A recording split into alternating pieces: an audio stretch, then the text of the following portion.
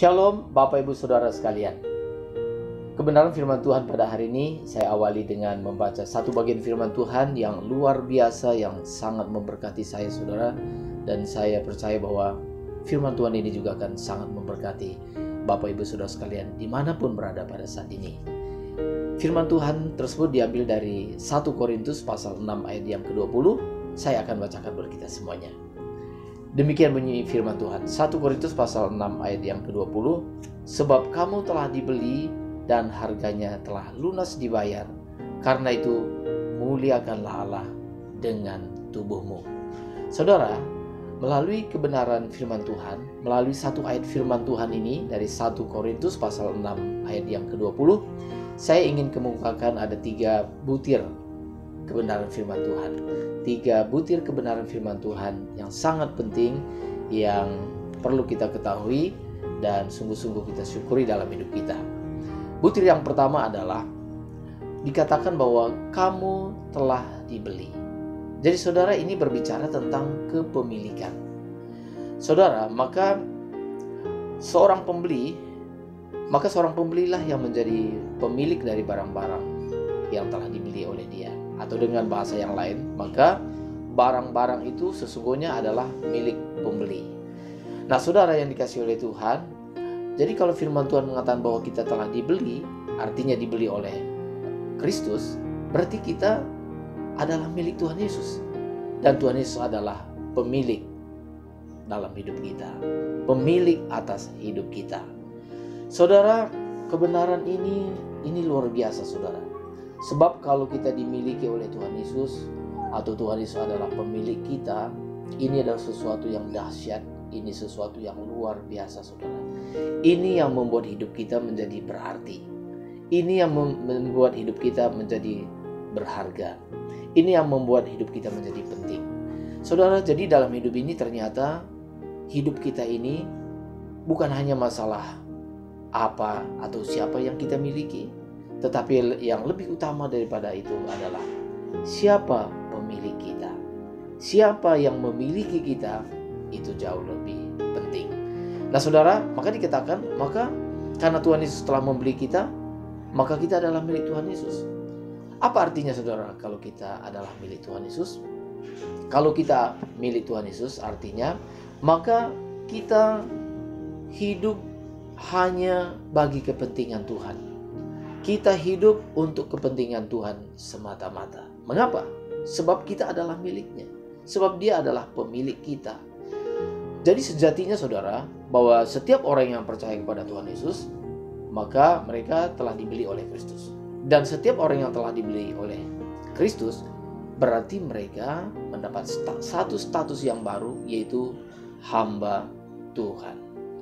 Hamba Tuhan artinya adalah seseorang yang harus mengabdi kepada Tuhan yang telah membelinya.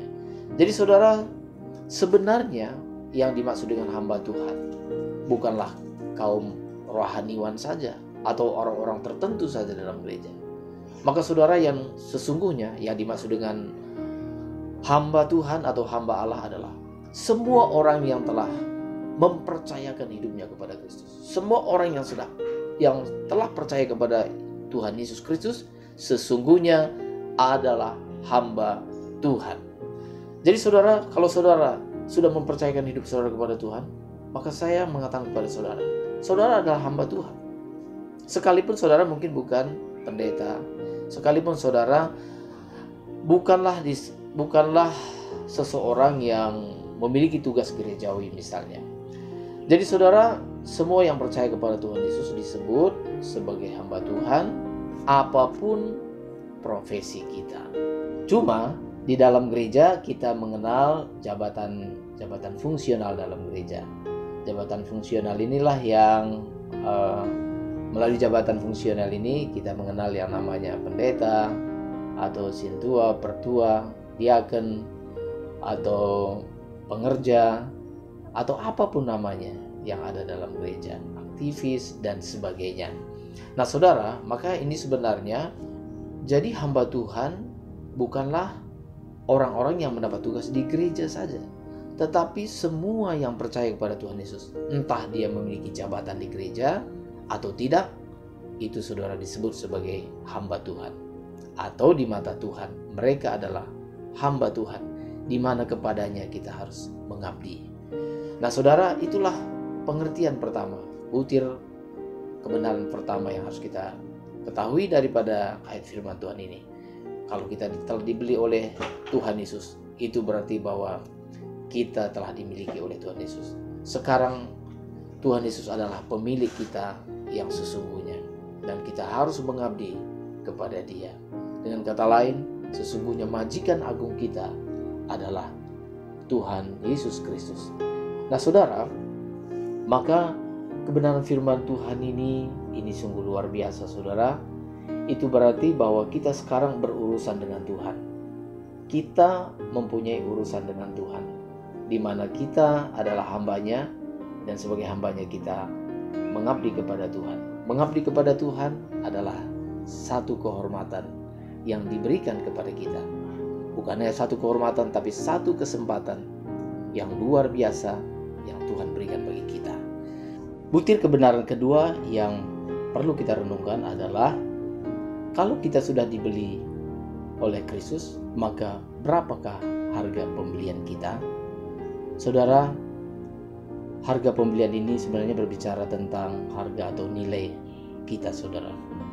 Saudara, kita semuanya tahu bahwa suatu barang kalau harganya semakin mahal, maka dianggap semakin bernilai. Sebagai contoh misalnya, ya, sebutlah misalnya mobil saudara.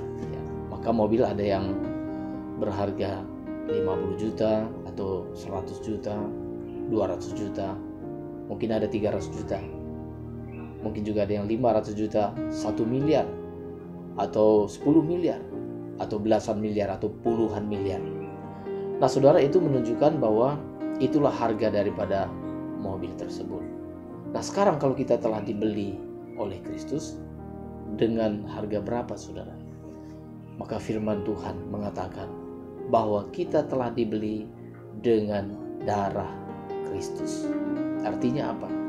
Kita dibeli dengan kematian Kristus. Kita dibeli dengan nyawa Kristus. Ini artinya saudara, bahwa harga kita seharga dengan nyawa Kristus. Saudara, mengapa Tuhan Yesus mau membeli kita dengan nyawanya? Mengapa Tuhan Yesus bersedia membeli kita dengan nyawanya sendiri? Ini berarti bahwa di mata Tuhan Yesus, kita adalah orang-orang yang sedemikian berharga. Sedemikian berharga, sehingga Tuhan Yesus rela mempertaruhkan nyawanya agar dapat memiliki kita. Itulah sebabnya maka Tuhan Yesus bersedia membayar harga yang sedemikian mahal, yaitu darahnya sendiri, yaitu nyawanya sendiri. Berarti saudara yang telah ditebus oleh Kristus, saudara adalah pribadi yang berharga. Ingat saudara adalah orang yang berharga. Saudara berharga di mata Tuhan. Kebenaran ini harus sungguh-sungguh tertanam dalam hati kita. Harus sungguh-sungguh kita tanamkan dalam hati kita, bahwa kita adalah pribadi yang berharga di hadapan Tuhan. Nah saudara, memahami kebenaran firman Tuhan ini sesungguhnya akan membebaskan saudara dari persoalan-persoalan yang tidak perlu. Mengapa saudara? Banyak orang tidak menyadari bahwa hidupnya berharga. Banyak orang tidak memahami bahwa dia sungguh-sungguh berharga.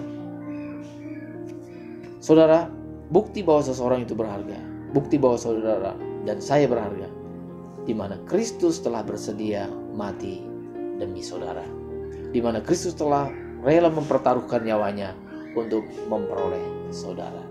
Luar biasa saudara. Inilah butir kebenaran yang kedua yang harus kita pahami, bahwa sesungguhnya saudara berharga. Nah saudara, sekarang yang ketiga, ya, butir kebenaran yang ketiga, yang terakhir adalah, apa kaitannya ini saudara? Apa maknanya? Nah sekarang, kalau kita dibeli dengan mahal, itu berarti saudara bahwa Tuhan mau memakai kita untuk perkara-perkara yang mulia.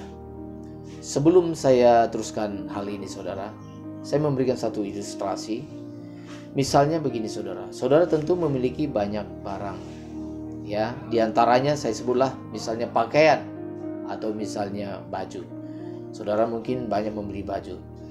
Saudara tahu bahwa dari pakaian-pakaian yang saudara beli, ada yang harganya mungkin murah, sedang, atau mahal, atau sangat mahal. Ya, tentunya murah atau mahal ini juga memang bersifat relatif. Artinya dengan harga tertentu bagi seseorang itu bisa mahal, bagi orang lain itu bisa saja itu murah, relatif. Tetapi yang ingin saya katakan begini, ya, katakanlah misalnya saudara memiliki sebuah baju yang tidak terlalu mahal dan saudara beli, apa artinya ini saudara? Maka pakaian yang telah saudara beli dengan harga yang tidak terlalu mahal, saudara juga akan pergunakan untuk sesuatu yang kurang penting, ya. Tetapi kalau misalnya satu pakaian yang saudara persiapkan, saudara beli dengan harga yang mahal bagi saudara. Katakanlah misalnya itu gaun pengantin. Bagi seorang gadis misalnya, dia mempersiapkan gaun pengantin yang terbaik yang dia dapat beli.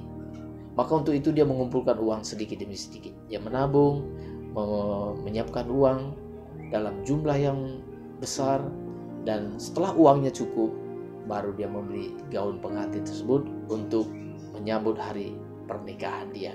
Maka saudaraku yang dikasihi oleh Tuhan, perlakuannya terhadap gaun tersebut itu sangat berbeda dengan pakaian-pakaian yang lain. Itu sudah pasti saudara.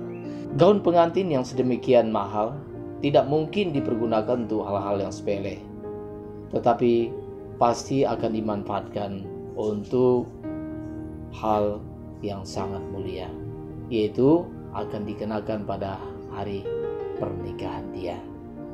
Nah, saudara yang dikasihi oleh Tuhan, maka demikian pun kita dengan Tuhan, saudaraku.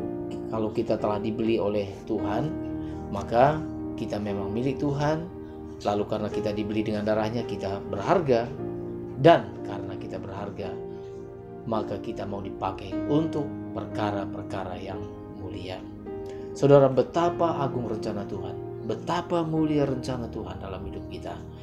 Saudara, Tuhan mau supaya kita dapat dipakai untuk perkara-perkara yang mulia, bukan perkara-perkara yang biasa. Saudara, apakah saudara mau dipakai untuk perkara-perkara yang mulia? Tentunya saudara mengatakan amin. Nah saudara, tetapi ada syarat yang harus kita lakukan. Bagaimana kita dapat dipakai untuk perkara-perkara yang mulia? Bagaimana kita dapat dipakai oleh Tuhan untuk perkara-perkara yang mulia dan bukan hanya perkara-perkara yang biasa saja? Saudara, Alkitab memberikan jawabannya dalam 2 Timotius pasal 2 ayat yang 20 dan 21. Saya akan bacakan buat kita. Demikian bunyi firman Tuhan. Dalam rumah yang besar bukan hanya terdapat perabot dari emas dan perak, melainkan juga dari kayu dan tanah. Yang pertama dipakai untuk maksud yang mulia, dan yang terakhir untuk maksud yang kurang mulia. Saudara, yang pertama maksudnya emas dan perak tadi itu dipakai untuk maksud dan mulia. Mengapa saudara? Sebab memang perak dan emas itu memang barang mahal. Karena barang mahal maka mau dipakai untuk maksud yang mulia. Lalu yang kedua, yang terakhir dikatakan itu kayu dan tanah, itu dipakai untuk maksud yang kurang mulia. Ingatlah, saudara bukanlah dari kayu atau tanah, tetapi saudara kalau digambarkan, saudara adalah emas di mata Tuhan. Artinya saudara berharga. Ayat 21. Jika seorang menyucikan dirinya dari hal-hal yang jahat, ia akan menjadi perabot rumah untuk maksud yang mulia. Ia dikuduskan, dipandang layak untuk dipakai tuannya, dan disediakan untuk setiap pekerjaan yang mulia. Bagaimana kita dapat dipakai oleh Tuhan untuk pekerjaan yang mulia? Yaitu kalau kita menyucikan diri kita. Jadi syarat penting agar kita dapat dipakai oleh Tuhan untuk perkara-perkara yang mulia adalah kesucian hidup atau hidup suci. Saudara, menarik karena tadi di ayat 21 dikatakan setiap orang yang menyucikan dirinya. Maka yang menjadi pertanyaannya, sesungguhnya siapakah yang menyucikan diri kita? Tuhan atau diri kita sendiri? Dapatkah kita menyucikan diri kita sendiri tanpa Tuhan? Atau cukupkah Tuhan saja menyucikan kita, lalu kita tidak mempunyai tanggung jawab apa-apa Saudara, maka sesungguhnya di sini adalah tentunya kita menyadari bahwa kesucian hidup kita pertama-tama itu karena pekerjaan Tuhan yang telah menyucikan kita, yang telah membersihkan kita, yang telah mengampuni dosa-dosa kita. Tetapi saudara, kita memiliki bagian tanggung jawab, yaitu kita juga harus mengambil bagian ini, yaitu dengan menyucikan diri. Apa artinya menyucikan diri? Artinya kitalah yang bertanggung jawab untuk menjauhkan diri kita dari kejahatan. Kitalah yang melatih diri kita untuk melakukan perkara-perkara yang suci, perkara-perkara yang mulia. Ini adalah bagian kita. Maka dalam Ibrani pasal 12 ayat 14 dikatakan, kejarlah kekudusan. Ini adalah bagian kita. Bagian kita adalah kita mengejar kekudusan. Jadi menyucikan diri artinya bagian kita adalah menjauhi kejahatan dan mengejar kekudusan. Itu adalah bagian dan tanggung jawab kita. Saudara, jikalau kita menyucikan diri kita, barulah kita dapat dipakai oleh Tuhan untuk perkara-perkara yang mulia ini tadi. Karena itu saudaraku yang dikasihi oleh Tuhan, ingatlah betapa Tuhan Yesus telah berkorban sedemikian luar biasa. Dia telah membeli kita dengan darahnya sehingga kita menjadi miliknya. Saudara, kiranya 3 kebenaran firman Tuhan ini tadi boleh sungguh-sungguh memberkati kita. Ingatlah bahwa Tuhan adalah pemilik kita. Ingatlah bahwa kita berharga di hadapan Tuhan. Dan ingatlah bahwa kalau kita berharga, maka Tuhan mau memakai kita untuk perkara-perkara yang mulia, perkara-perkara yang berharga, yaitu dengan menyucikan diri kita, membersihkan diri kita dari sehari ke sehari. Karena itu saudaraku yang dikasihi oleh Tuhan, mari kita hidup suci di hadapan Tuhan. Amin.